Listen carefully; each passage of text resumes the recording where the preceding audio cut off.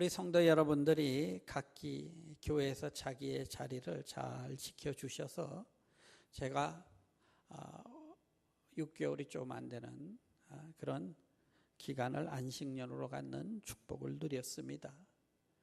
저에게는 참 은혜의 시간이었고 축복의 시간이었습니다. 많은 교회를 방문하였고요. 또 여러 사람들을 만나볼 수 있는 기회를 가졌습니다.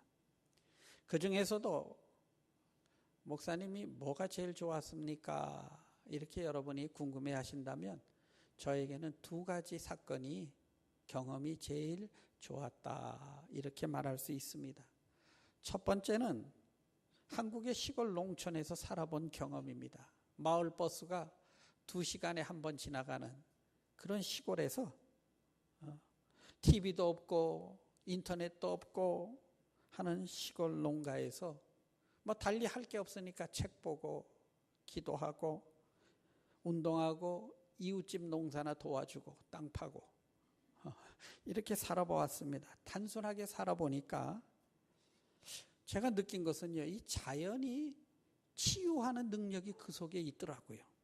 저는 중세시대 수도사들이 기도하고 농사 짓고 정원 가꾸고 하는 것은요, 그냥 식량이 모자라서 자급자족하려고 그렇게 농사 짓게 했다 이렇게 생각을 했는데 제가 해보니까 그게 아니더라고요. 이 자연 속에 사람을 치유하는 능력이 있음을 제가 경험을 했습니다. 우리가 사람을 통해서 상처를 받으면 고난을 받으면 상처가 돼요. 근데 자연을 통해서 고난을 받으면 상처가 안 됩니다. 오히려 사람이 더 강해지고 더 지혜로워지고 자연은 우리에게 상처를 남기지는 않아요. 참 신비롭죠? 그래서 이 자연을 대해보니까 내 영혼이, 내 육신이 소생하는, 그래서 저는 이것을 제 나름대로 가든 힐링이다 이런 표현을 제가 한번 붙여보았습니다. 현대의학으로 고칠 수 없는 질병에 걸린 사람들이 시골에 가서 산속에서 원시인 생활을 하면서 병 고친 이야기가 한국 TV에 뭐 자연에 산다? 뭐 이런 프로그램으로 종종 나오는 것을 보게 됩니다. 저는 그거 그냥 지어낸 말인 줄 알았어요. 근데 실제로 자연 속에서 이 사람의 영혼과 육신을 치유하는 능력이 있구나.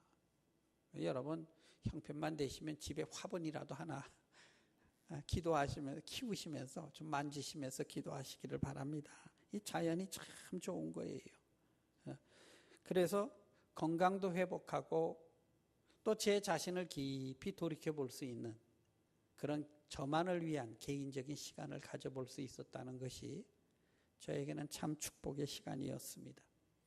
두 번째로 좋았던 것은요, 제가 릴리 재단에 펀드를 신청할 때 이거 하겠습니다 이렇게 해서 신청을 하거든요. 근데 그 중에 하나가 이 교회의 뿌리, 개혁교회가 어떻게 시작이 되고 어떤 과정을 거쳤는지, 물론 신학교에서 배웠지만은 좀 그 현장에 가서 제대로 다시 한번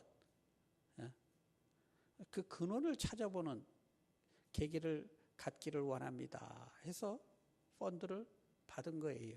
근데 참 신비롭게 마치 하나님이 제가 무슨 머리가 기가 막혀서 이렇게 치밀하게 준비한 것처럼 때를 따라서 정말 좋은 사람들을 붙여주시고, 마침 올해가 개혁 500주년 기념이에요. 그래가지고 각 교단에서 여러 세미나들이 있고, 특별히 우리 교단에 미시건에 있는 칼빈 신학대학원 전천 총장이었던 닥터 디영의 인도로 마치 하나님께서 저한테 좋은 학자들을 이렇게 옆에서 붙여주셔가지고 현장에 가서 실감나도록 그렇게 공부할 수 있는 기회를 저한테 주신 것입니다. 요즘 일어나는 일들도 다 이해 못하는데 그 뭐 옛날 서양의 유럽의 그 교회들 이야기 배워서 그럼 뭐에다 쓸까 이렇게 단순하게 생각할 수 있는데요. 우리가 믿음의 선배들이 그들이 목숨을 걸고 지키고자 했던 것들이 그것이 과연 하나님의 뜻이었을까 하는 것들을 천천히 생각해 볼 수 있는 그런 기회를 갖게 되었습니다. 당시 이 중세시대 서양은, 유럽은 교회와 국가가 하나였을 때입니다. 이 권력은 반드시 가지면 타락하게 돼 있죠. 그러니까 교회가 타락하게 되었죠. 말만 교회이지 껍질만 거룩했지 사실은 가장 부패했던 것이 교회입니다. 예를 들어서 신성 로마 시대 유럽에는 독일의 황제를 뽑을 때 그쪽을 관장하는 대주교 7명이 모여서 투표해서 뽑았어요. 그러니 황제가 되려면요, 주교한테 얼마나 잘 보여야 합니까? 얼마나 뇌물을 갖다 바쳐야 되겠어요. 또 그렇게 해서 뽑아주면 로마 교황청의 교황에게 윤허를 받아야 돼. 그러려면 또 막대한 돈을 갖다 바쳐야 돼요. 얼만큼 바쳤느냐? 독일의 전역에 거두는 세금 5년치를 미리 갖다 바쳐야 윤호를 해주는 그런 일들이 벌어졌으니까요. 뭐 말이 교회이지 이건 뭐 가장 추접한 일들을 다 벌인 것이 이 교회입니다. 가장 거룩해야 할 것이 가장 돈과 권력과 쾌락의 집단이 되어서 썩어갔던 것이 유럽의 당시 실태예요. 당시 유럽에는 사회적 계급이 있었어요. 제일 높은 층에는 성직자들이 있었습니다. 그 다음에는 귀족들이 있었고요. 그 밑에는 시민이 있었고, 그 다음에 농민들이 있었어요.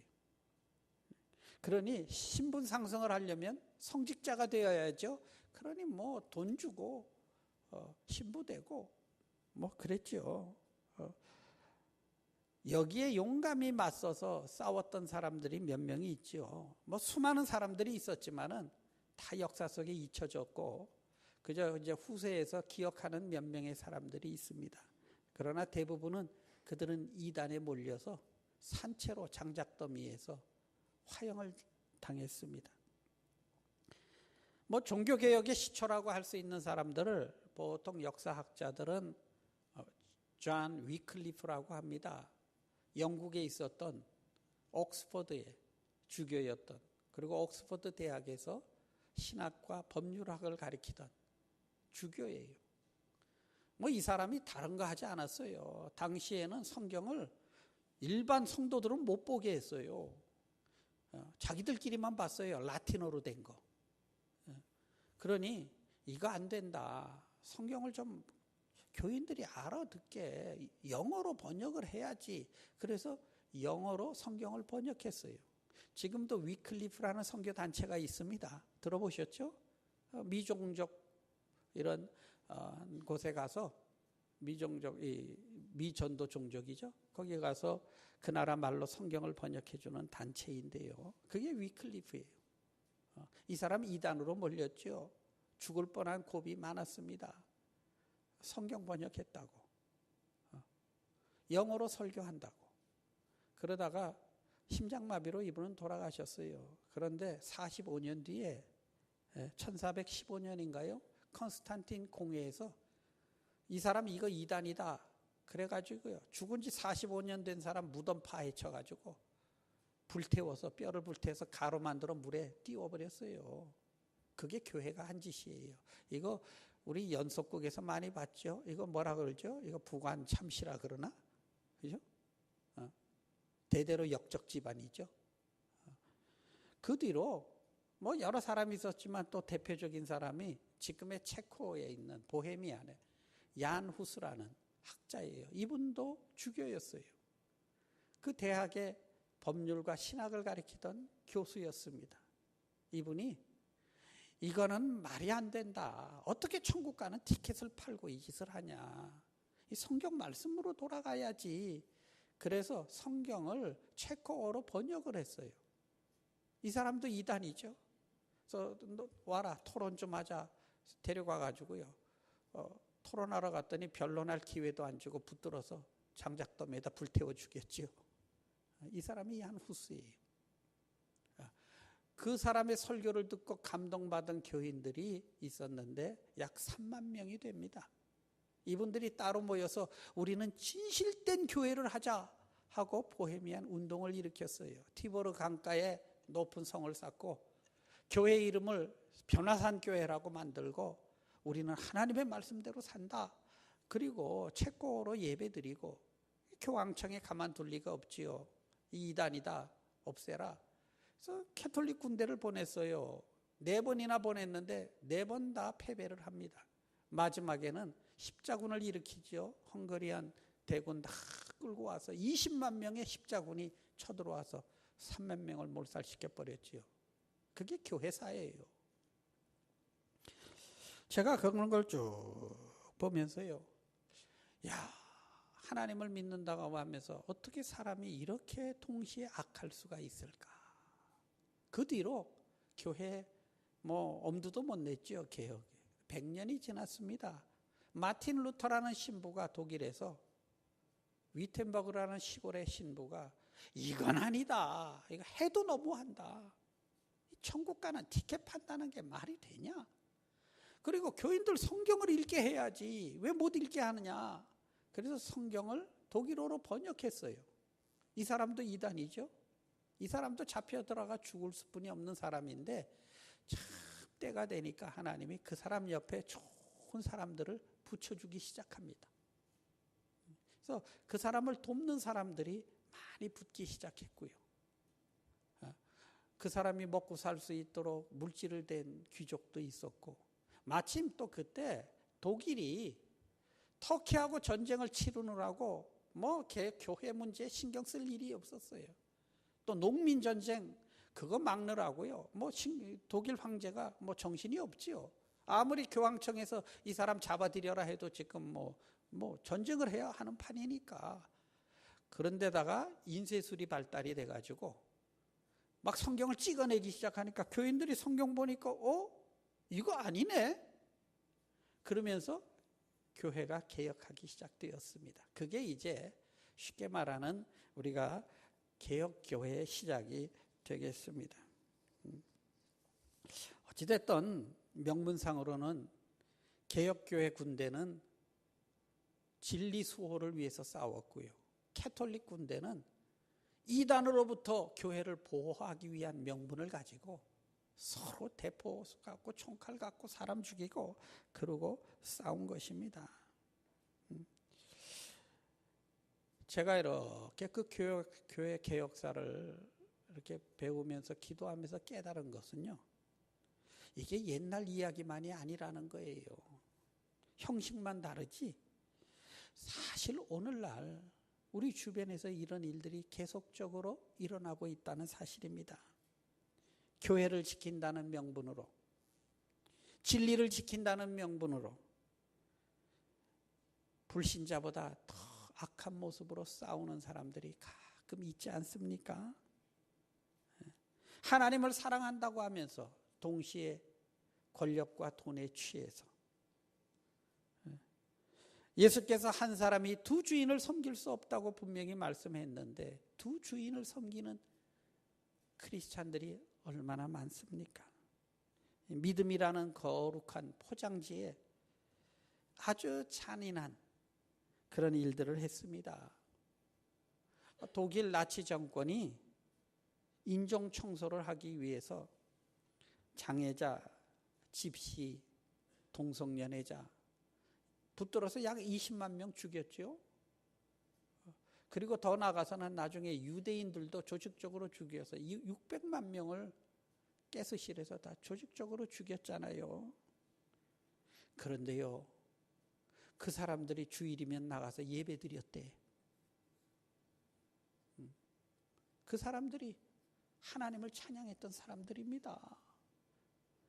침묵했던 게 교회예요. 독일 위튼버그죠, 영어로. 거기에 가면 마틴 루터 신부가 이건 아니다. 성경적으로 이거 잘못했다. 구원은 예수 믿음으로 구원받는 것이지. 이럴 때 아멘 하십시다. 돈 내고 헌금해가지고 표 산다고 천국 가는 거 아니다 하고 95개 항목을 쫙 적어서 성당 문에다 탁 붙여놨어요. 이게 이제 교회 개혁의 불씨가 된 거예요. 그 성당 반블락쯤 가면 위텐베르그 그냥 시교회가 있어요. 그것도 성당입니다. 마틴 루터가 그곳에서 약 10몇 년 설교를 했대요. 시민들을 향해서. 근데요, 그 성당 바깥에 외벽 모퉁이에 보면 조각으로 된 벽화가 있습니다. 그 벽화를 가만 보면 돼지들이 있고 그 밑에 깔려있는 이상한 모습을 하고 깔려있는 사람들이 있어요. 그리고 그 위에 라틴어로 뭐라고 되어 있냐면 유대인들은 돼지보다 못하다. 이래가지고 성당 벽에다 조각을 해놨어요. 물론 종교개혁자들이 나치 정권의 시초는 아닙니다.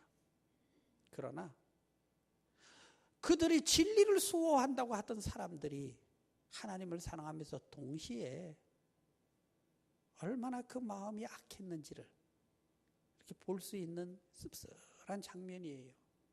그 일부러 없애지 않고 뒀어요. 그리고 그 밑에다 지금은 이제 하나 다시 라틴어로 붙였습니다.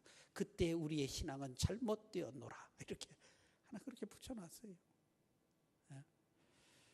우리는 하나님의 영광을 위해서 한다고 하는 일이 과연 그게 하나님의 영광을 위한 것일까? 왜냐하면 저는 목사잖아요.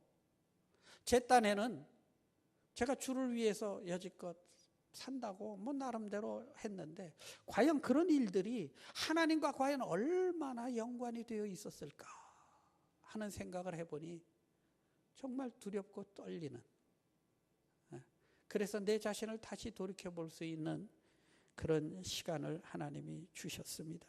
성도 여러분, 오늘 우리 하나님은 긍휼하신 하나님이고 아비가 자식을 불쌍히 여김같이 불쌍히 여기는 하나님인데 너희가 나한테 나올 때 어떤 모습으로 나오기를 원한다. 성경은 분명히 우리에게 가르쳐 주세요. 우리 미가서 6장 6절 다시 한번 읽어볼까요? 미가서 6장 6절 시작. 내가 무엇을 가지고 여호와 앞에 나가며 높으신 하나님께 경배할까? 내가 번제물로 1년 된 송아지를 가지고 그 앞에 나아갈까? 7절. 여호와께서 천천의 순양이나 만만의 강물 같은 기름을 기뻐하실까? 내 허물을 위하여 내 맏아들을 내 영혼의 죄로 말미암아 내 몸에 열매를 드릴까? 우리 8절 읽습니다. 시작. 사람아, 주께서 선한 것이 무엇임을 내게 보이셨나니 여호와께서 내게 구하시는 것은 오직 정의를 행하며 인자를 사랑하며 겸손하게 내 하나님과 함께 행하는 것 아니냐. 내가 하나님 앞에 어떻게 나갈까? 천천의 수양이나 만만의 기름, 이거 우리말로 뭡니까? 내가 수천만 불 한번 돈 벌어가지고 선교 사역에 한번 콱 들여보면 우리 하나님 기뻐하실까? 이 이야기예요. 내가 믿음이 좋아서 아브라함 같아서 자식을 하나님 앞에 바칠 수 있는 그런 믿음으로 한번 살아보면 우리 하나님 기뻐하실까? 근데 사람아, 정말 하나님이 원하시는 것은 그것이 아니란다. 성경은 분명히 그렇게 말해요. 이 8절의 말씀인데 이 부분을 성경학자들은요, 구약의 산상수훈이다 이렇게 이름을 붙이는 말씀입니다. 8절 다시 한번 읽습니다. 시작. 사람아, 주께서 선한 것이 무엇임을 내게 보이셨나니 여호와께서 내게 구하시는 것은 오직 정의를 행하며 인자를 사랑하며 겸손하게 내 하나님과 함께 행하는 것이 아니냐. 정말 하나님이 원하시는 것은 긍휼한 마음을 가지고 겸손하게 하나님과 동행하는, 그것을 하나님이 원하신단다 이렇게 말씀을 해요. 이 성경에서 말씀하시는 그 핵심의 사상은요, 우리 하나님은 중심을 보시는 하나님이신데 하나님이 원하는 것은 무슨 종교적 열심이나 어떤 행위도 아니고 많은 재물을 막 그냥 드리는 것도 아니고 하나님은 내가 겸손하게 주님의 마음 가지고 정의롭게 주님을 사랑해서 주님과 함께 동행하려고 하는 그 마음을 하나님이 원하신다. 이렇게 말씀을 하십니다. 이해되시면 아멘 하십시다. 그러면 뭘 어떻게 살아야 그럼 정의로운 것일까? 당시의 생활상을 예로 들어요. 미가는 쉽게 예를 들는데 어떻게 하냐면, 봐라, 너 돈 벌라고 가짜 저울, 그죠? 가짜 저울 이렇게 쫙 해가지고 속이면서 돈 벌고 그러지 않느냐?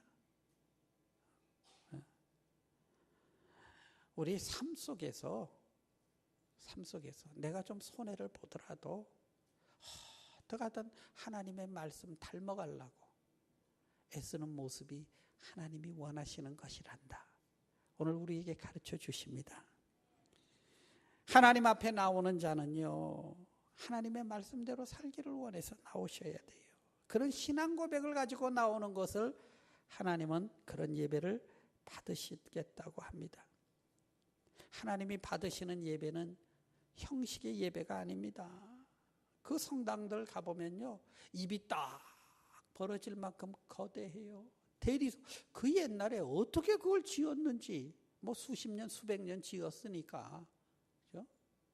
그냥 그 깎아지른 대리석 기둥 위에 스테인글라스가요, 얼마나 화려한지 눈이 부시게, 파이프 오르간 얼마나 웅장합니까? 거기에 100명의 성가대가 쓰고 한 40명의 오케스트라가 서서 그렇게 하나님 앞에 찬양하면 하나님이 받으실까? 지금 이 이야기를 하고 있는 거예요. 그런 것 없어도 괜찮다는 겁니다. 교회가 작아서 각 부서가 좀 부실해도 괜찮다는 겁니다. 하나님이 정말 원하시는 것은 나는 너의 중심을 원하신다고 분명히 성경은 우리에게 가르쳐 주십니다. 우리 하나님은 긍휼한 마음을 가지고 계신 분이에요. 그래서 여러분과 제가 오늘 하나님을 아버지라고 부르면서 나와 예배 드릴 수 있는 특권을 누리고 있는 것입니다. 여러분과 제가 다른 불신자들보다 뭐가 양심적이고 특별하게 잘하는 것이 있어서 이 자리에 있는 것이 아니고, 아버지가 자식을 불쌍히 여김같이 그 하나님이 나를 불쌍히 여기셔서 오늘 우리가 하나님을 아버지라고 부르는 이런 특권을 누리게 되는 것입니다. 우리 시편 103편 8절 한번 같이 읽지요. 시작. 여호와는 긍휼이 많으시고 은혜로우시고 노하기를 더디하시고 인자하심이 풍부하시도다. 그러니까 우리가 죄질 때마다 하나님이 이놈의 자식하고 한 대씩 때렸으면 우리 다 죽었지요. 그렇죠? 그래도 우리 하나님이 꾹꾹 참아주셨으니 이럴 때 아멘 하십시다. 그래서 이 자리에 있는 것 아닙니까? 13절 한번 읽어볼까요? 시작. 아버지가 자식을 긍휼히 여김같이 여호와께서는 자기를 경외하는 자를 긍휼히 여기시나니. 그래서 우리 예수 믿는 사람들은 자격이 있어서 우리만이 진짜 진리를 지키고 우리의 교회가 막 뭐가 특별나서 이 자리에 앉아 있는 것이 아니고 하나님의 그 긍휼하심과 그 자비하심 때문에 우리가 이 자리에 있게 된 것입니다. 이것을 깨닫고 죄의 본질이 뭔지를 깨닫고 정의를 위해 살기 위해 싸우는 것이 싸움인데, 영적 싸움을 해야 되는데 총칼 들고 물리적으로 진리를 수호한다고 싸워대니 사실은 그 시대를 암흑시대로 만들어간 것이지요. 주님은 산상수훈에서 예수님이 이 제자들에게 죄와 싸우라고, 우리 크리스찬들이 긍휼한 마음을 가지고 이 세상을 어떻게 싸웠을 것인가를 그 방법을 아주 구체적으로 가르쳐 주십니다. 그게 마태복음 5장의 말씀이죠. 예를 들어서 오른뺨을 때리거든 왼뺨을 돌려대 주어라. 억지로 오리를 가자고 하면 힘이라도 같이 가져라. 때를 쓰고 고발해서 내 속옷을 뺏어가려고 하면 겉옷도 줘라. 뭐 우리 이렇게 살다가는 이거 큰일 나겠죠? 왜 주님이 이런 말씀을 하셨을까요? 여기서는 바보같이 살라는 게 아니라 이 죄악 세상을 하나님의 마음 가지고 긍휼한 마음 가지고 한번 싸워보도록 너희가 그런 마음으로 한번 살아보라고 격려하시는 말씀입니다. 할렐루야. 우리 크리스찬들은요, 내가 비록 그렇게 살지는 못해도 적어도 우리의 소망, 우리의 기도 제목은 주님의 마음 내 속에 이루어지기를 원하면서요. 그것 때문에 우리가 모여서 찬양하는 것이고, 그것 때문에 우리가 모여서 기도하는 것입니다. 우리 교회가 그것을 위해 나갈 수 있는 교회가 되기를 주의 이름으로 축원합니다. 우리 하나님은 원수마저도 긍휼을 베푸시는 하나님이다, 이렇게 말씀을 해요. 비가 올 때 착한 사람한테만 비 오고 나쁜 사람한테는 비가 안 오고, 뭐 해가 뜰 때 착한 사람한테만 해가 비치고 나쁜 사람한테는 해가 안 비치고, 뭐 그러지 않지 않느냐. 하나님 그들에게도 은혜를 베풀고 살지 않느냐, 은혜를 베푸시지 않느냐, 이렇게 말씀을 하세요. 우리 마태복음 5장 44절 한번 같이 읽죠. 시작. 나는 너희에게 이르노니 너희 원수를 사랑하며 너희를 박해하는 자를 위하여 기도하라. 45절 시작. 이같이 한즉 하늘에 계신 너희 아버지의 아들이 되리니 이는 하나님이 그 해를 악인과 선인에게 비추시며 그 비를 의로운 자와 불의한 자에게 내려주심이라. 하나님이 원수라고 갚고 착한 사람이라고 이르지 않고 골고루 불쌍히 여기지 않느냐. 우리가 이 마음을 가질 때 하나님의 아들이라고 일컬음을 받을 것 아니냐. 우리가 어떻게 살 때 세상 사람들이 저 사람들은 교인이에요, 저 사람들은 크리스찬이에요, 이렇게 말하겠느냐. 남들같이 나한테 잘 대주면 대해주고, 이런 건 세리장이도 그렇게 한다. 너희를 핍박하고 박해하더라도 그를 위해 하나님의 마음 가지고 여전히 사랑으로 세상을 이기라고 우리 주님은 우리에게 부탁해 주셨습니다. 여러분, 이것이 진정한 예배고 이것이 영적인 싸움입니다. 할렐루야. 이 독일 베를린에 가면요, 이 장벽 이렇게 기념으로 지금 좀 남겨놨는데 얼마나 제가 그게 부러웠는지. 독일이 그 무너진 장벽이 있어요. 그리고 또 안내하시는 분이 저를 그 홀로코스트 박물관, 그죠? 그 유대인 학살 추모 박물관을 저를 데려가시더라고요. 뭐 그 안에 사진들 있고 뭐 이런데요. 그 현관에 딱 보니까 이쪽 벽에 위에는 독일어, 무슨 말인지 제가 못 알아보죠. 근데 밑에 영어로 되어 있더라고요. 근데 뭐라고 그 표어가 되어 있느냐면요, 이런 말이었어요. It happened. Therefore it can happen again. 실제로 일어났던 일입니다. 그러므로 또 일어날 수 있는 일들입니다. 예, 어느 수용소에 있던 랍비가 했던 말이라고 합니다.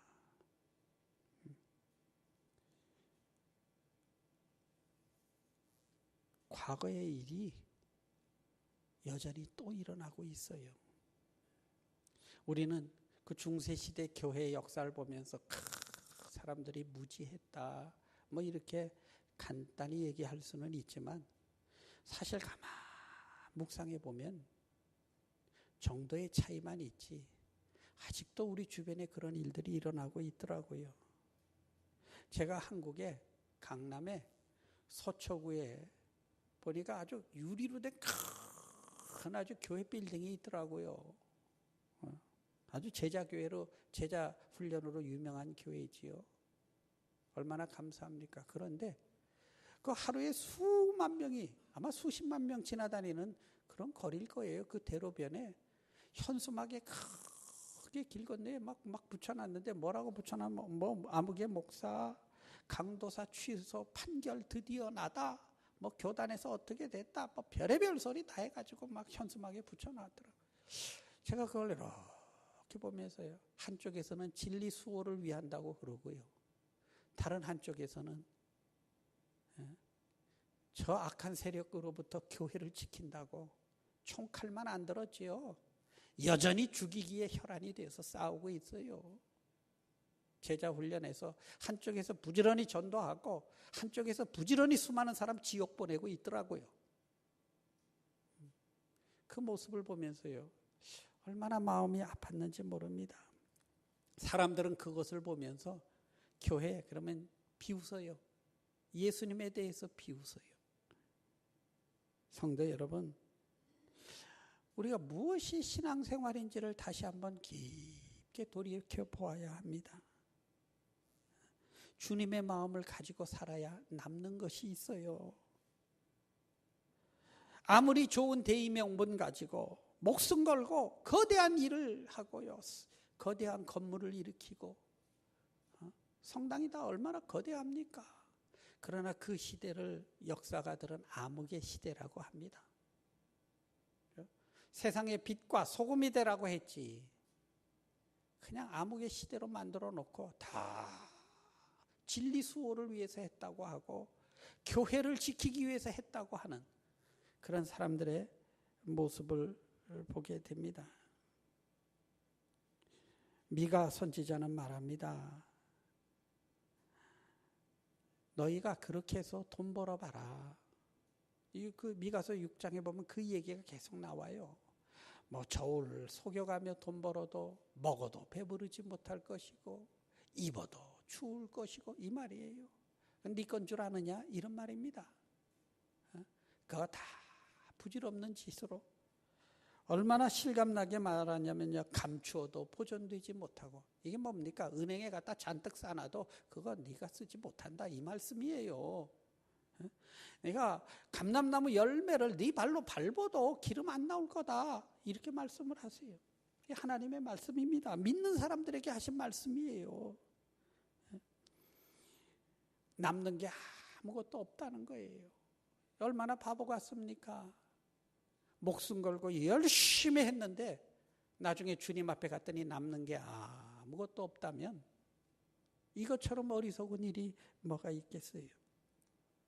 제가 이번 안식월 동안에 가장 큰 축복이 된 것은, 제가 모든 걸 한번 이렇게 다 내려놓고 목사가 아닌 그냥 한 크리스찬의 입장에서 제 자신을 이렇게 되돌아볼 수 있는 그런 축복을 누렸다는 것입니다. 그리고 제 딴에는 잘한다고 했던 일들이 정말 어디서부터 어디까지가 하나님의 영광을 위한 것이었는지 한번 이렇게 생각해 볼 수 있는 그런 기회를 가진 것입니다. 뭐 그렇다고 해서 제가 무슨 대단한 정답을 찾은 것은 아니에요. 정답이 없더라고요. 그러나 제가 하나 느낀 것은 한마디로 모든 것이 하나님의 은혜였구나 하는 그 고백은 제가 분명히 할 수 있었습니다.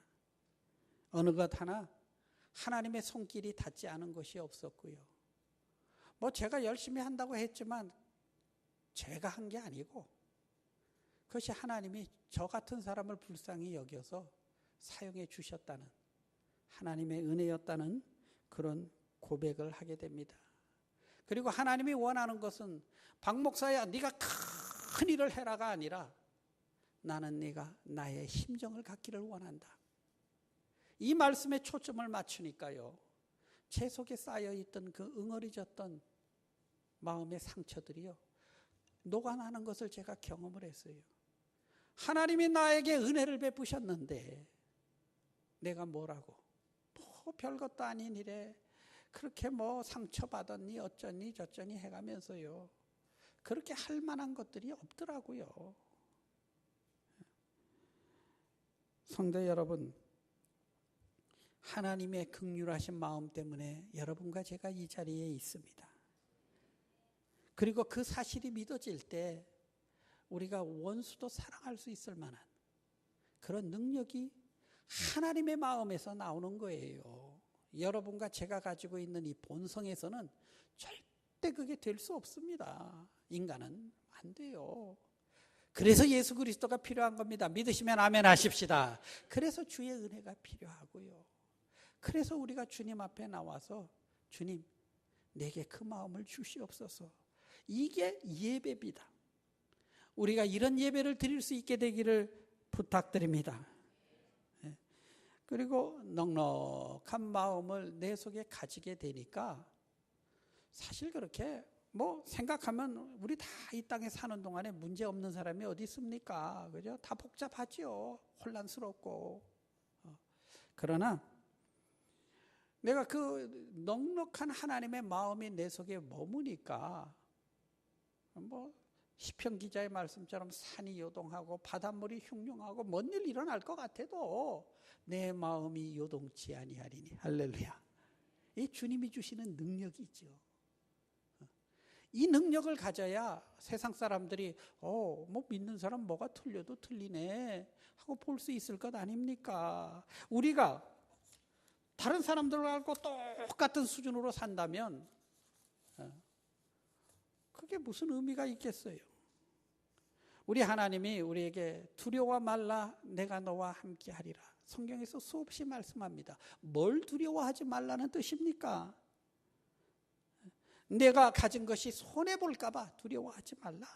베풀어라. 때리면 뺨 떼주고 뺏으면 주고 가자면 가주고. 두려워하지 마라. 여러분, 손해볼까? 그래서 예수 믿으면 적당히 믿어야지. 너무 믿으면 손해봐. 이거 마귀가 주는 말씀입니다. 속지 마시기를 축원합니다. 손해볼까 두려워하지 마시기를 축원합니다. 뭘 두려워하지 말라는 뜻입니까? 사랑하면 상처받을까 두려워하지 말라. 제가 제일 두려웠던 부분이 그 부분이었던 것 같아요. 사랑하기가 겁났던, 사랑한 만큼 아픔으로 왔던 경험 때문에 사랑하기가 두려웠던. 그런데요, 두려워 말라 하는 말은요, 여러분 상처받을까 봐 두려워하지 말라는 말씀입니다. 두려워 마시기를 주의 이름으로 축원합니다. 하나님의 눈보다 사람의 눈을 두려워하지 말라는 뜻입니다. 우리 현실은 당장은 힘들고 어렵고 혼란스러워요. 내가 왜 이 자리에 이렇게 있는지 나의 의도와는 전혀 상관없이 막 그냥 휩쓸리는 그런 환경에 있을 수도 있습니다. 그러나 분명히 성경은 말합니다. 나는 긍휼히 여기시는 하나님이다. 아비가 자식을 불쌍히 여김같이 내가 너를 불쌍히 여긴다. 이런 말을 하면 여러분이 좀 감동이 있어야 되는데 우리 하나님은 여러분을 불쌍히 여기십니다. 두려워 마시기를 바랍니다. 그러니 너는 죄와 싸워라. 세상의 그 잘못된 악습과 잘못된 이런 것들, 그런 똑같은 수준으로 싸우지 말고, 총칼 들고 싸우지 말고, 우리의 싸움은 혈과 육의 싸움이 아니라 영의 싸움이고 죄와의 싸움이니 너는 두려워하지 말라고 우리 하나님은 말씀합니다. 성도 여러분, 우리는 이 마음을 갖기 위해 기도해야 합니다. 그리고 이 마음으로 나와 드리는 것이 신앙 고백이 예배입니다. 하나님의 마음을 갖는 자가요, 이 세상에서 제일 행복을 누리는 사람이에요. 아멘. 돈 많이 모으고 권력 가지면 행복합니까? 제가 보면 대통령도요, 그렇게 되려고 난리치다가 한 1년만 되면 머리가 다 허옇게 빠지는 걸 보면서 참 사람은 평안한 자리가 없구나, 이런 생각을 해봐요. 성도 여러분, 이 혼탁한 세상에서 우리는 죄와 싸워야 합니다. 자꾸 두려워서 사랑 못하게 하고 양보 못하게 하고 자꾸 이러는 때, 주님, 나는 주의 마음을 품기를 원합니다. 우리 그렇게 기도하십시다. 그리고 나가서 승리하시기를 예수의 이름으로 축원합니다. 기도하십니다.